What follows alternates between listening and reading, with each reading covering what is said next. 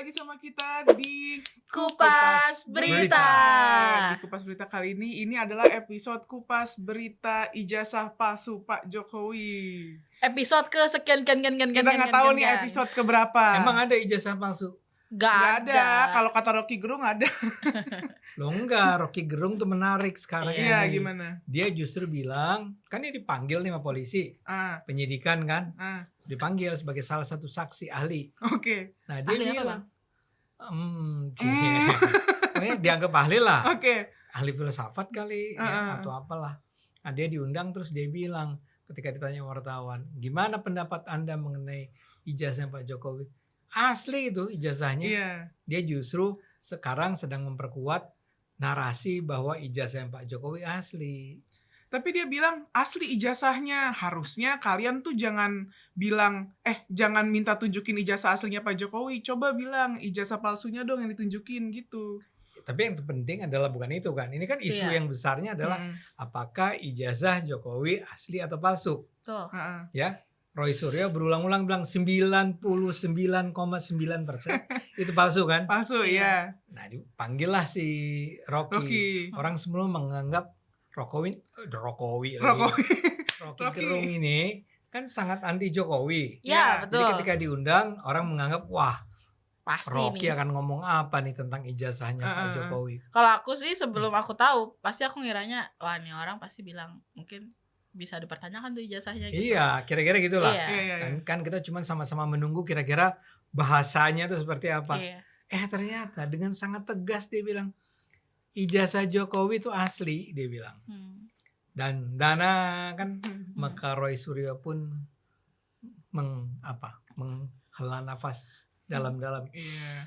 Walaupun dia agak-agak ngeles-ngeles biar nggak terlalu, ya mungkin gengsi ya Bang ya. Siapa? Rocky Gerung. Oh, Rocky Gerung. Maksudnya, ya, biar nggak terlalu kelihatan banget lah. Cuman dia bilang penelitiannya si Tifa itu entah kenapa yang jadi konsentrasi dia tuh Tifa ya. Kan ada 3 orang. Iya. Ada Roy, ada Tifa Rismond. Kenapa kamu ketawa-ketawa? Oke, iya. Nah, tapi kok ini yang dia komentari cuman penelitiannya Tifa ya, yang dia bilang nggak ada yang bisa dipidanakan tuh dari penelitiannya dia. Itu sudah sesuai prosedur dan metodologi. Jadi menarik nih dengan Rocky. Di satu sisi dia bilang tidak palsu, artinya asli. Di sisi lain dia bilang enggak, Tifa bikin penelitiannya udah benar. Oke. Jadi perkembangan terbarunya terlepas dari Rocky Gerung, Bang, ini ada lagi nih. Jadi Roy Suryo ini dilaporin sama Pak Egy dan Damai Hari Lubis atas pencemaran nama baik. Sebelum ke sana, saya mau bilang gini. Benar. Kita ini akan ngomongin sebuah video yang ditayangkan di Kontra Narasi. Nah, kanal YouTube Kontra Narasi ini sangat pro Jokowi. Oke. Ya. Nah, sekarang dia bikin kayak ada 4 atau 5 lebih video. kayak 5, 6. Ya, sekitar gitulah. Ya, yang ditayangkan. Nah, Egra ingin komentar nih tentang ini. Iya, beberapa ya, karena ada beberapa yang emang nggak aku ambil juga. Out of topic. Tiba-tiba Tapi ada. paling awal, diulang. Paling awal, yang terbaru aja nih, Roy Suryo dilaporkan sama Pak Egy Sujana dan Damai Hari Lubis ke polisi atas pencemaran nama baik. Baru kali nih, iya tuh kenapa ada pengkhianatan? Kenapa iya? Ya, jadi kalau misalnya penonton sempat nonton Kupas Berita episode sebelumnya, itu kan ada cerita tentang Pak Egy dan Damai Hari Lubis ini datang ke kediamannya Pak Jokowi pas awal Februari. Nah, mereka sih nggak secara eksplisit bilang kalau mereka tuh kayak meminta maaf atau apa, enggak ya. Mereka juga nggak bilang pertemuannya itu untuk restoratif justice atau RJ itu enggak.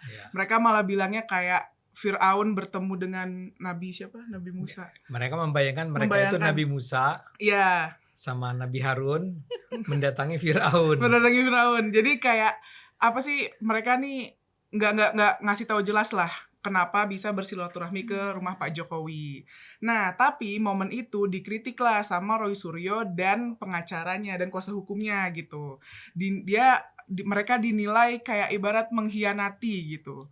Terus mengkhianati pergerakannya mereka. Terus abis itu ada beberapa istilah, salah satunya KUHP Solo, yang narasinya nih seakan-akan kayak kasus mereka tuh diatur hukum, dipelintir, terus kayak ya mereka nih datang tuh pengen ada RJ gitu Bang. Iya. Dan Jadi- RJ-nya dianggap nggak sah gitu.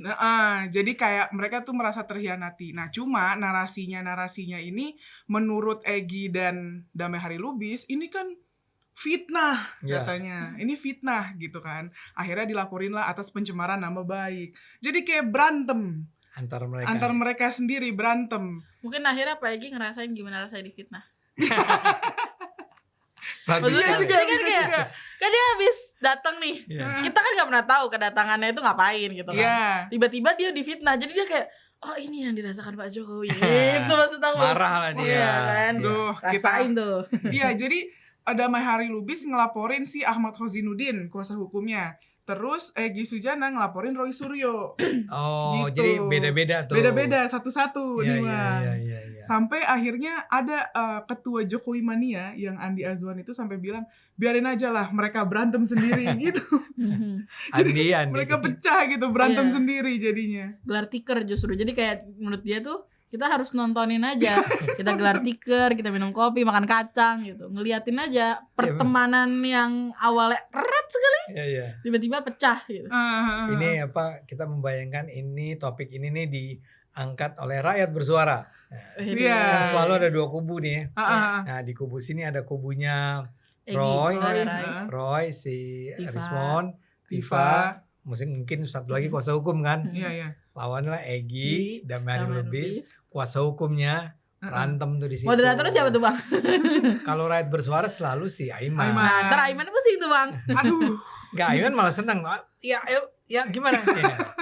Ayo bagaimana? Egy, ya, Bang Terus nanti Egy. dia tiba-tiba motong iklan. Ntar Kalau udah tiba-tiba, mulai panas, Iya. tiba-tiba dia muncul di tengah-tengah. Biasanya iklannya tuh pas Tifa lagi teriak. ya kita sampai pariwara berikut. langsung diiklanin. Tablet Tapi banget. gimana? Menurutmu gimana, Nui? Apa yang terjadi ini? Sebenarnya kan mereka kan bilangnya ini memperjuangkan kebenaran. Ya. Tapi aku merasa mulai akhirnya kan kita bisa bertanya-tanya nih, ini kebenaran yang apa kalau misal banyak orang yang udah mulai meninggalkan Iya, iya. mereka yang berjuang gitu kan. Iya. Dan harusnya sih mereka terpojok ya. Kalau menurut Bang gimana? Kalau menurut saya ini memang tanda-tanda nih. Hmm. Tanda-tanda mereka tuh porak-poranda lah kira-kira gitu Oke. ya. Biar gimana pun ya, kita harus ingat nih. Saya ulang aja ceritanya nih. Sebetulnya yang ngangkat ini pertama kali adalah di era yang sekarang ya. Bukan dulu kan 2022 udah pernah Iya. soal ijazah Pak Jokowi kan? Gitu bukan yang dulu ya Bang?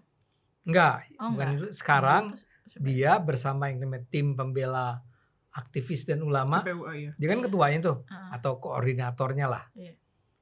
Dia mengangkat ini ke polisi. ah. Jadi dia yang sebenarnya mengangkat pertama kali bahwa diduga ijazahnya Jokowi itu palsu. Mhm. Itu dia yang pertama kali tuh. Iya. Temen dia tuh adalah si tadi siapa? Damai Hari Lubis.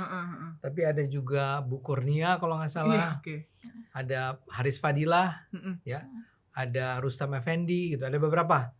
Itu yang mereka yang pertama kali. Oke. Jadi kalau mau ditanya siapa nih inisiatornya nih ya, siapa yang pertama kali menginisiatifkan gerakan untuk mempertanyakan ijazah Pak Jokowi, pertama-tama adalah Egy. Roy Suryo dan Rismon dan Tifa datangnya belakangan. Jadi Oke. setelah ini ngangkat nih, Mm-mm. diangkat kalau nggak salah tahun 2024 gitu ya. Hmm. Mereka bilang, ya kita juga, Oke. kita ikut nih, kata mereka kan. Itu awal perkenalan kami dengan Bu Tifa. Iya betul. Bu Tifa Iya. dulu boro-boro terkenal kan. Aku inget banget dulu waktu pas KB kita nanya Bu Tifa itu siapa Bang Iya, gitu. iya. Kita juga nggak tahu Rismon itu siapa kan, Iya. nggak terkenal. Kalau Egy itu aktivis lama tuh. Ya, Roy Suryo Yang- juga kita kenal harusnya kan. Nggak, kalau Egy lebih lama lagi. Iya, iya, Mungkin iya. pada saat kamu masih kecil, bocil-bocil tuh, Oh iya. dia udah ada tuh. Udah ada, oke. Dari dulu dia pembela Prabowo gitu ya. Mm-mm. Jadi bayangkan nih, dia yang memulai, Hmm. dia yang membuat suasana menjadi panas. Roy terus muncul, Rismon terus muncul, Tifa Oke. terus muncul. And all of a sudden, dan apa yang kuasa hukum Hosinuddin itu juga belakangan ikut Iya, kan Ah, sebagai kuasa hukum. Tiba-tiba sekarang Egy melakukan terobosan yang luar biasa kan. Dia datang ke Pak Jokowi, walaupun kamu bilang kan tadi dia tidak pernah minta maaf, tidak Iya. pernah menyatakan dia minta maaf. Iya, dia nggak bilang. Dia malah memberi nasihat katanya ke Pak Mm-mm. Jokowi. Tapi kan kita lihatlah hasilnya. Gara-gara itu maka dicabutlah SP3-nya, dikeluarkan surat perintah penghentian penyidikan. Mm-mm. Jadi dia udah nggak jadi tersangka lagi nih. Hmm. Dan gara-gara itu dia bisa ke Malaysia untuk berobat.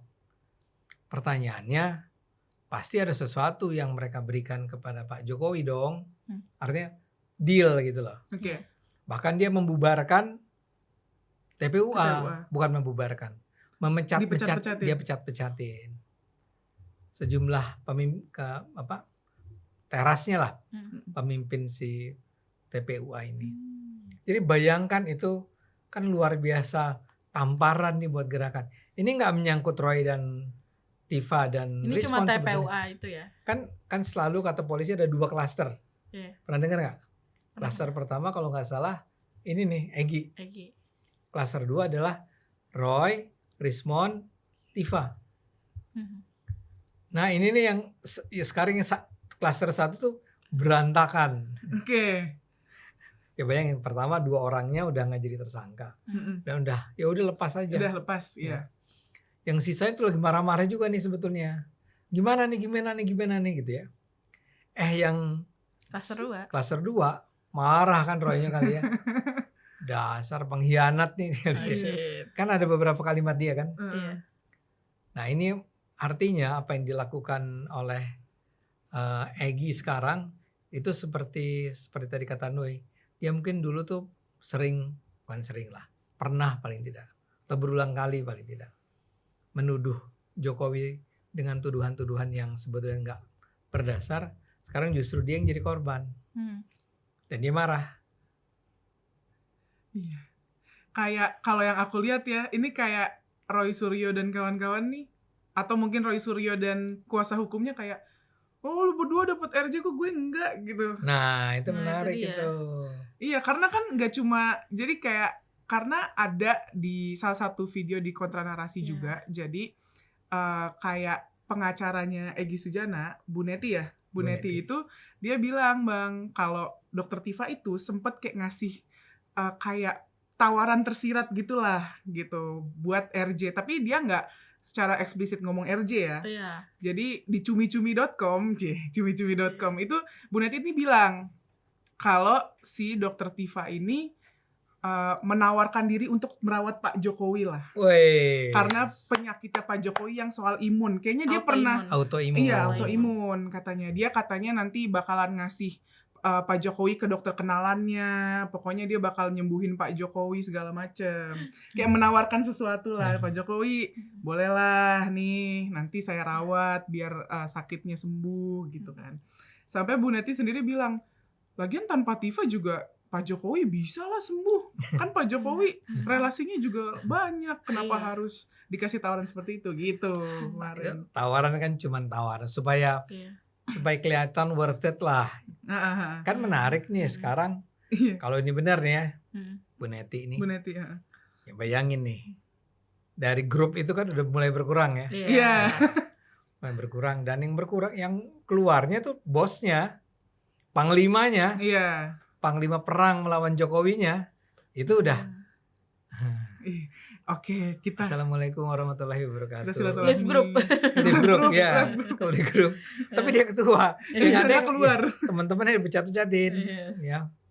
Nah, itu terjadi kan? Saya setuju sama yang kamu bilang. Orang sekarang melihat nih ya.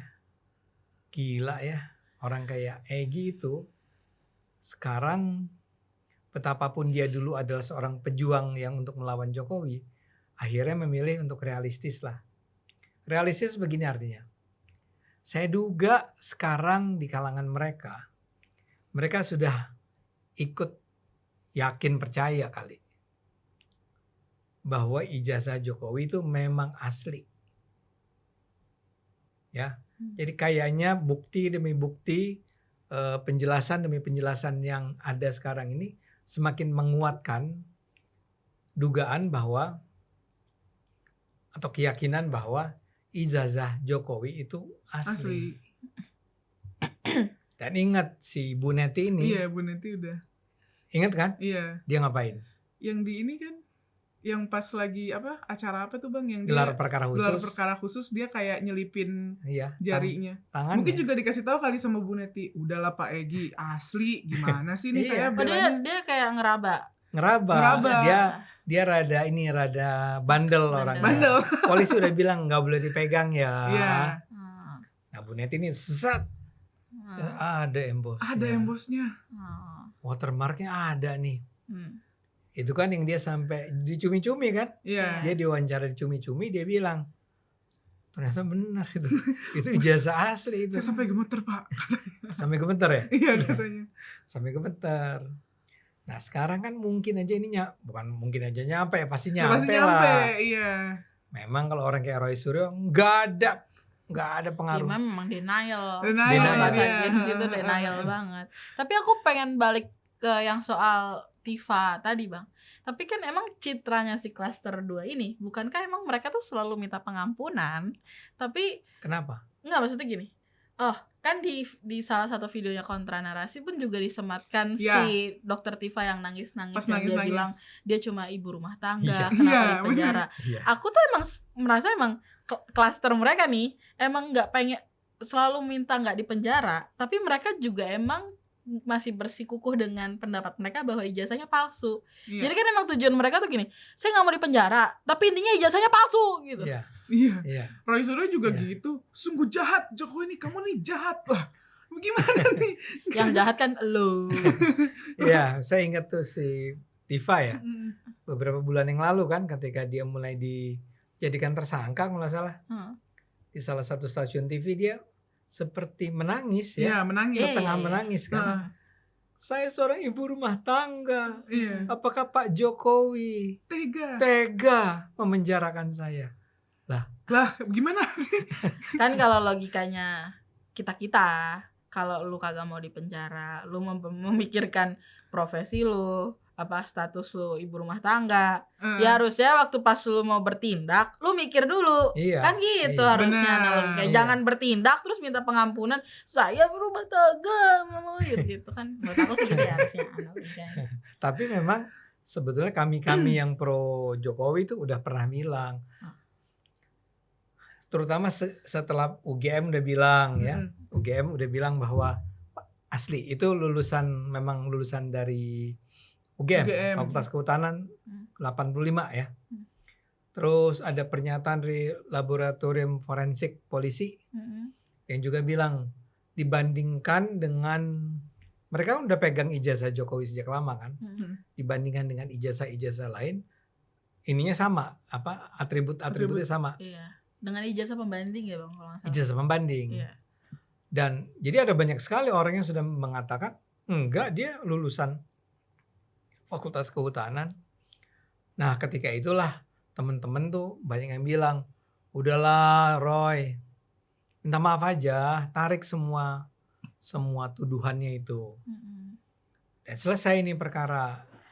Kita minta agar polisi tarik, jadi Pak Jokowi juga akan diminta untuk menarik laporannya. Kan dia sebenarnya tidak melaporkan Tifa, tidak melaporkan Roy, tidak melaporkan Rismon. Dia cuma bilang bahwa dia difitnah. Polisi terus ngebongkar tuh video-video yang dilaporkan itu. Ketemulah nama Roy, ketemulah nama Tifa, ketemulah nama Rismon dan seterusnya. Nah, jadi udah diminta, sebenarnya dikasih peluang, udah deh kita berhenti aja nih. Cuman memang masalahnya entah gimana, mereka tuh tetap ngotot. Sampai nangis-nangis. Tapi setelah nangis-nangis belakangan ketika ditanya, Bu kenapa nangis-nangis? Saya itu seorang perempuan. Jadi hilang tuh nangis-nangisnya. Nangisnya hilang. Jadi jagoan lagi. Nah ini berjalan terus. Dan saya ini orang baik loh. Saya selalu mengingatkan, ini bahaya buat Anda semua. Maksud saya kepada Roy dan kawan-kawan. kalau ini diteruskan Anda sangat mungkin terpaksa harus ke penjara ya. Tapi mereka kan tetap ngotot, merasa bahwa ya benar apa yang mereka perjuangkan. Iya, dan nggak mau dipenjara. Tapi nggak mau dipenjara karena Iya. mereka merasa benar. Ya. Kan maksudnya yang akhirnya maksudnya yang projoknya sendiri bilang kan maksudnya ditarik itu dalam artian akan mungkin ada pengampunan, tapi ya jangan ada isu ijazah palsu ini diangkat lagi gitu kan. Nah mereka masalahnya nggak mau kan, nggak mau dipenjara, tapi isu ijazah palsunya tetap mau naik. Itu masalahnya. Pertanyaan besarnya adalah kenapa? Nah mungkin mereka udah sepakat kita nggak ada yang mundur nih, nggak ada yang mundur. Tiba-tiba di klaster 1 ada yang mundur. Anjrit. Loh, kita ditinggal. Kok situ mundur? Kan kita lagi bertarung nih bersama-sama. Ya. Jadi begitulah tiba-tiba sekarang mungkin nih. Ini kan kata ceritanya Bu Neti ya. Iya. Tiba mulai berpikir ulang nih. Noi, kamu pernah membayangkan kamu di penjara nggak? Enggak lah. Iya. Mau kan? Iya siapa? Kamu juga. Saya juga iya kok. Saya kan udah pernah di. Tapi kayak dokter Tiba kebayang bang, kalau misalnya di penjara dia masih ngelanjutin S2, S3-nya bla bla bla bla. Selesai udah. Oh udah. Enggak. Ya? Selesai udah perjalanan pendidikannya selesai. Kalau masuk penjara kan? Iya. Ya bisa juga diselesaikan di penjara kayak Rizik Sihab kan dulu gitu. Oh gitu. Dapat gelar doktornya ketika di penjara.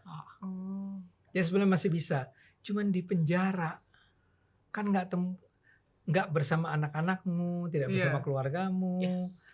Terus ya semua proyek-proyek dia ya hilang untuk sementara paling tidak.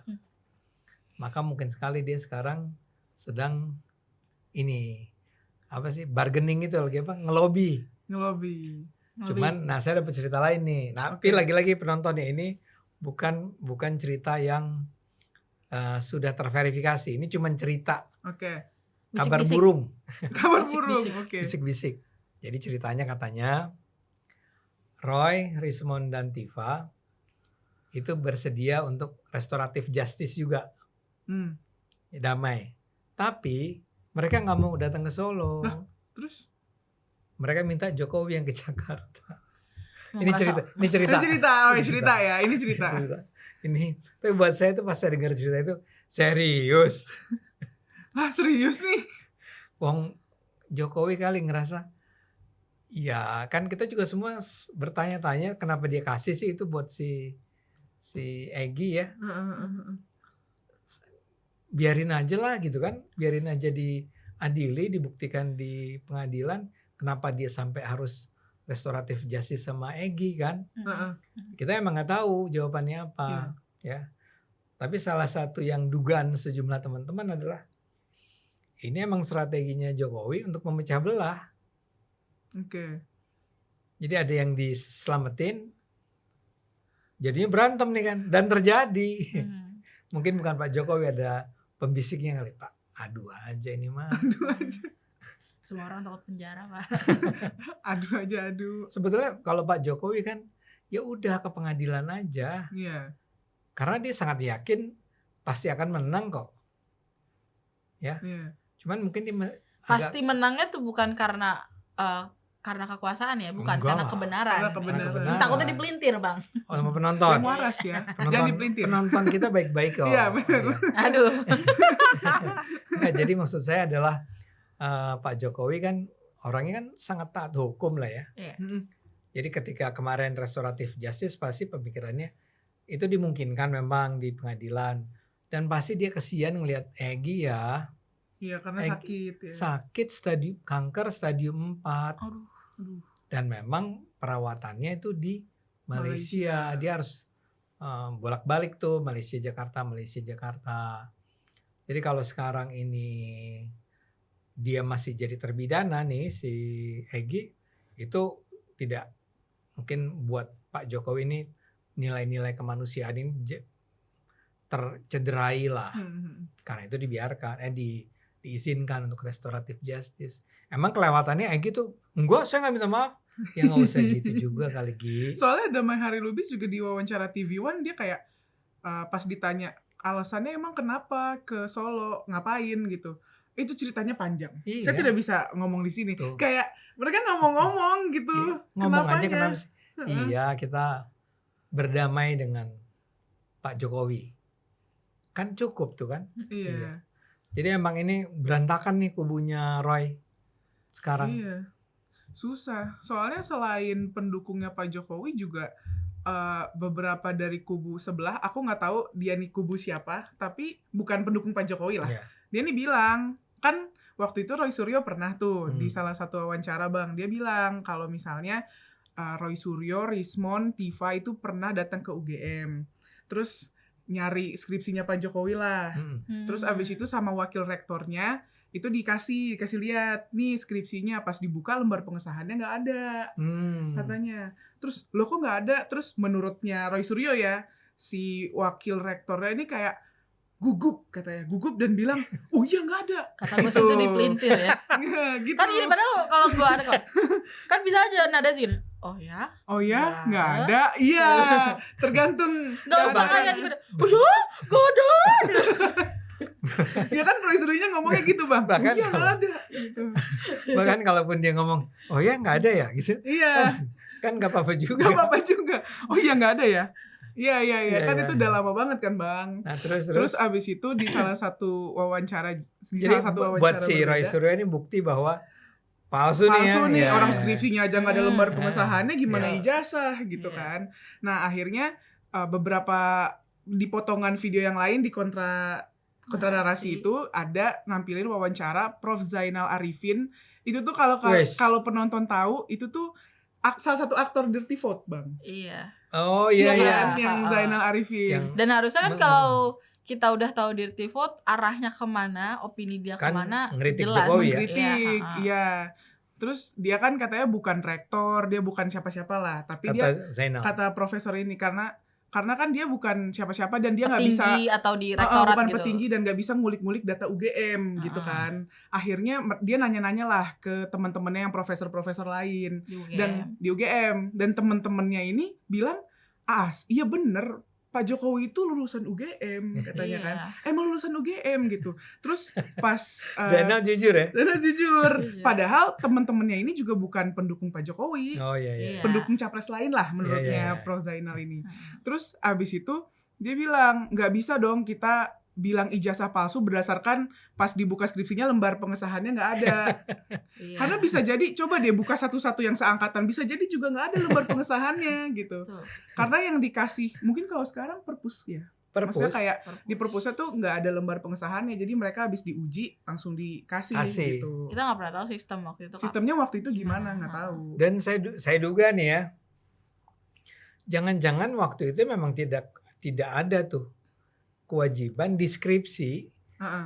Kan gini, tanda tangan para penguji itu kan sudah diberikan pada saat ujian, Mm-mm. ya kan? Ada lembarnya gitu loh. Oke. Kalian kan juga baru skripsi kan? Iya. Ah, Tahun lalu ya, 2023. 2000, Iya, kamu udah lama. Iya sama. 2023, Mm-mm. 3 tahun yang lalu ya? Udah lama ya? Agak udah tua ini, Pak. Kita kalau ditanya umur 20 berapa, udah 20 besar. 20 besar, iya bener. Sedih, Bang.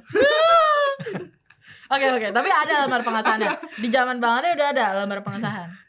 Oke. Nah itu, saya bahkan sekarang nih kalau ditanya, dulu siapa ininya, pengujinya? Siapa ya? Lupa ya. Udah Bayangin, saya tuh 88 lulusnya. Oke. Jokowi itu 85. lama. Ah, 85 itu artinya 40 tahun yang lalu. iya. Ya enggak? Iya. Kalau masih ditanya soal lembar pengesahan segala macam, kayak Zainal bilang, kayaknya juga enggak ada deh. Kayaknya nggak gitu deh. Bang Ade nggak ngerasa ada di skripsi. Aku sih ngerasa gini, dulu memang yang ditandatanganin adalah yang lembar pernyataan lulus ujian, Ya. pernyataan pengesahan perbaikan. Oke. Ada 2 tuh Heeh. ya. Semua harus tanda tangan. Tapi apakah orang harus tanda tangan di Lembar pengesahan. nggak di skripsi? Kan Deskripsi. yang dia Iya, persoalkan deskripsi. di Iya. skripsinya tuh nggak ada tanda tangan, Mm-mm. Iya kan? Iya. Iya. nggak dimasukin kayak lembar Iya, lembar pengesahan. pengesahan Iya. bener. Yang emang nggak perlu. Kalau itu hampir pasti nggak ada dulu saya juga. Karena kalau zaman sekarang pas aku skripsian ada, jadi kayak minta tanda tangan. Iya. Kan kalau zaman dulu mungkin fotokopi juga belum masif atau gimana, aku nggak paham ya, Bang. Fotokopi enggak, Pak, Fotokopi. masif. Masif ya. Kalau sekarang tuh, kalau di kampus aku, kalau misalnya salah, print ulang. Jadi kita Iya, tuh iya. skripsi tuh segini gitu kertasnya. Iya. Iya. Jadi kita pas ditaruh di perpustakaan itu harus ada tanda tangannya. Cuman kalau dulu nggak tahu. Iya. Jadi yang saya mau bilang, Nah, ya mungkin Roy Suryo punya pengalaman bahwa skripsi dia saya nggak tahu dia tahun berapa ya. iya. Iya. Itu udah ada tuh kewajiban ada lembar pengesahan skripsi oleh penguji misalnya gitu ya. Iya. Zaman saya rasanya sih nggak ada. Rasanya. Mungkin ada tanda tangan tapi tidak diwajibkan masuk skripsi. Bisa. Oh, kalau tanda tangan udah pasti Mm-mm. harus ada. Harus Ah. ada. Sebagai berkas dokumen Iya, dokumen. Ada. ada. Ada. Tapi itu belum tentu dan Masuk. saya duga enggak memang karena kan yang fotokopi itu harus kita ya, kami ya. Iya. Kami ini kan nggak dikasih lembaran lulus skripsinya, Oh. kertasnya itu loh. Ya. Tapi kamu tuh udah lulus gitu loh. Atau baru belakangan lah dikasih kalau kita udah mau lulus dari, kan biasa tuh kalau udah mau selesai, kalau udah selesai kita kan mulai ngurus macam-macam kan. Iya, Oh, Apa namanya bukan akreditasi apa, nilai-nilai apa, skor nilai, transkrip nilai, bla bla bla, sekaligus dengan lembar pengesahan. Tapi poin saya setuju. Saya senang loh Zainal itu ngomong begitu. Kenapa? Karena dia anti Jokowi. Nah, ini yang akhirnya aku pengen nge-build up lagi tuh Bang, soal Rocky Gerung, soal Zainal, siapa itu? Arifin. Muhtar. Iya. Zainal Arifin Muhtar. Iya. Saya harus respect nih. Angkat ini salut Ke? Iya. sama Zainal ini. Zainal. Karena keren menurutku. Iya. Dia ya kayak tadi Rocky juga keren juga karena Iya. dia bilang asli Ini Iya. dua orang yang bukan pro Jokowi dan justru anti. bukan hanya nggak pro Jokowi ya, anti Anti. Jokowi. Itu bilang ijazahnya asli. Ijazahnya asli, yang satu bilang emang nggak perlu ada tanda tangan. Jadi Iya. jujur orang-orang ini. Makin terpojok deh. Makin terpojok, makin Iya. ketar-ketir. Makin ketar-ketir. Menurut saya ini adalah sebuah ya biar gimana pun ya, barangkali saya sering nggak setuju lah sama Bang Zainal ini ya, Bung Zainal. Dia lebih muda dari saya kan. Iya. Tapi artinya dia terbukti integritasnya terjaga. Ini kan soal saya nggak setuju sama dia dan dia juga pasti nggak setuju sama saya ya. Tapi kan nggak apa-apa, itu natural, itu Iya. biasa-biasa saja dalam politik kan. Dan mestinya nggak membuat kita saling membenci. Nah ini yang dilakukan oleh Zainal. Dia mungkin juga merasa ya elah Roy. Ya elah gitu aja. Ya elah gitu Iya. aja. Kan kayak kalau yang aku lihat ya dari omongannya Prof Zainal ini yang kayak ya masa sih karena lembar pengesahan yang nggak ada terus ijazahnya palsu tuh dari mana ya gitu. Kalau yang aku lihat sih dia cara ngomongnya udah kayak gitu, itu nggak masuk akal katanya. Iya, karena dia menjaga, dia tidak ingin mengkhianati ke intelektualan dia lah. Dia nggak mau mengkhianati integritas dia. Ya kalau benar dia bilang benar, kalau salah ya dia bilang salah. Mungkin selama ini emang dia kecewa sama Pak Jokowi, dia mengkritik Jokowi sangat keras. Nggak tahu ya di Dirty Vote dia ngeritik Prabowo juga nggak ya? Yang pas ini sih Bang, 1 tahun pemerintahan Pak Prabowo. Oh, yang baru ya? 4 jam itu. Dirty Vote yang Iya, kedua. Yang Ya. kedua. Tapi itu memang adalah makanannya kaum intelek ya, kaum elit, orang-orang pinter yang mau berdiskusi. Yang tentu saja saya ulang tidak perlu setuju dengan apa yang dikatakan oleh Zainal dan kawan-kawan itu. Tapi kembali ke kasus ini, dia menurut saya sudah membukakan mata kita nih tentang tuduhan Roy itu ngada-ngada, nggak bisa diterima.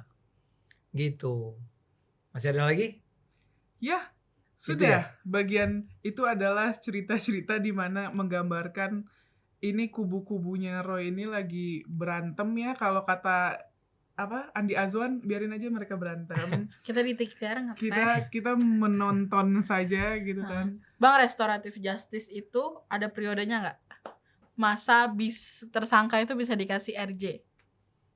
Maksudnya sebelum akhirnya dinyatakan bersalah. Pengadilan Ya. berarti. Nah tuh Bu, pikir-pikir ya Bu. Bukan sebelum pengadilan. Walaupun pengadilan sebelum diputuskan oleh hakim Oke. masih ada peluang tuh. Berarti masih ada peluang kan? Trio klaster kedua. Klaster kedua. Tapi saya sih berharap ya Pak Jokowi, menurut saya gini, saya sebetulnya orang yang kecewa dengan, kita lihat ke belakangnya, dulu ketika Pak Prabowo mengeluarkan gerasi abolisi Amnesti, ya terhadap Hasto. Hasto, terhadap siapa lagi? Yang Menteri Perdagangan itu siapa? Tom Lembong ya. Oh iya, Oke. Tom Ya. Lembong. Karena mereka sudah dinyatakan bersalah loh sama pengadilan, tapi dimaafkan ya. Tapi kan paling tidak waktu itu alasannya Pak Prabowo masih bisa diterima, walaupun sebetulnya seharusnya tidak sih. Ya. Tapi ketika itu alasannya adalah menjaga stabilitas politik. Oke. Dia lagi berharap agar PDIP jangan ngambek nih, terus jadi musuh. Iya. Jangan musuhan lagi deh. Nih gue maafin nih Hasto, kata Prabowo gitu ya. Tapi celakanya memang ketika itu PDIP setelah dimaafkan tetap aja menjadi penyerang pemerintah kan. Anyway, saya mau bilang seharusnya itu tidak dilakukan. RJ.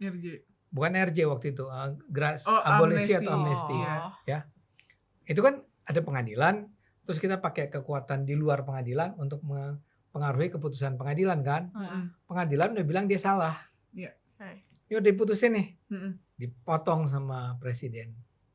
Dibilang maafin. Oke. Jadi saya pada dasarnya sebenarnya nggak setuju dengan cara-cara di luar pengadilan semacam itu. Nah kedua adalah restoratif justice. Restoratif justice ini kan baru diperkenalkan kalau nggak salah di era Pak Jokowi. Jadi sebelum pengadilan itu berjalan secara resmi gitu ya, kalian cari jalan damai dulu deh. Ya, jadi duduk sama-sama, mau damai nggak? Dicari kesepakatannya. Dan harusnya yang beritikat baik yang mungkin akan jadi tersangka nggak sih Bang? Yang paling diuntungkan kan adalah yang akan jadi tersangka nih. Berarti bukan yang korban yang datang ke Jakarta kan? Apa? Oh iya. Ya berarti mereka yang datang Solo kan? Iya dong. Harusnya. Iya, logikanya harusnya. kan. Iya. Masa orang yang jadi gini. Enggak bisa juga, cuman bisa juga sih si tersangka tersangka ya namanya. Oh iya. Enggak. Kan Pak Jokowi yang melaporkan. Iya. Yang dilaporkan tuh adalah Pelapor ya. dia pelapor. Yang terlapor tuh adalah Trio klaster 2. Klaster 2 dan klaster 1. Yang kemarin dimaafin kan yang klaster 1 kan. Iya. Orang yang dilaporkan kan. Yang dilaporkan ini menghadap ke Jokowi.